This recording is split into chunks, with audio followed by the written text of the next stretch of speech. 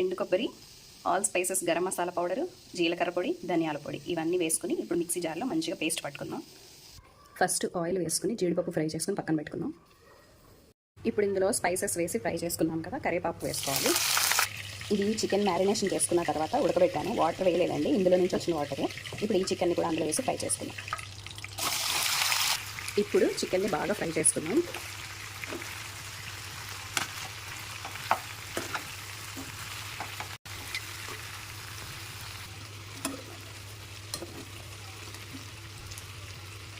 ఇప్పుడు చికెన్ బాగా ఫ్రై అవుతుంది కదా, 2 టేబుల్ స్పూన్ అల్లం వెల్లుల్లిపాయ పేస్ట్ వేసుకుని ఇప్పుడు మన మసాలా పౌడర్ వేసేసుకుందాం.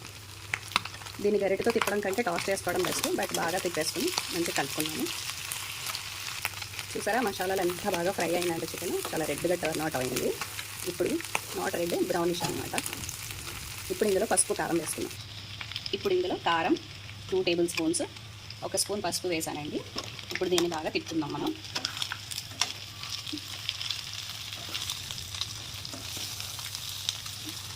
చికెన్ అయితే బాగా ఆయిల్లో ఫ్రై అయిపోతుంది. ఇది డీప్ రోస్ట్ అనమాట. మనం లాస్ట్లో చికెన్ మసాలా వేద్దాము, మనం చేసిన మసాలా కాకుండా చికెన్ మసాలా కూడా వేద్దాము. ఇప్పుడు కొద్దిగా సాల్ట్ వేస్తున్నాను, ఎందుకంటే పీసెస్ ఉడకబెట్టినప్పుడు ఆల్రెడీ సాల్ట్ వేసాను, సో మరీ ఎక్కువైపోతుంది అనమాట. ఇప్పుడు మనం సన్నగా తరుక్కున్న పచ్చిమిరపకాయలు పైన వేసుకుందాం. అలాగే మనం దూరగా వేయించుకున్న జీడిపప్పు కూడా వేసుకుందాం. ఇప్పుడు ఫైనల్గా కొత్తిమీర వేసుకుందాము. కొత్తిమీర ఎంత వేసుకుంటే అంత బాగుంటుందండి ఇందులో. ఇప్పుడు మళ్ళీ ఒకసారి తిప్పుకుందాం దీన్ని, మళ్ళీ కొత్తిమీర అంతా కూడా కిందకి పైకి తిప్పుకుందాం.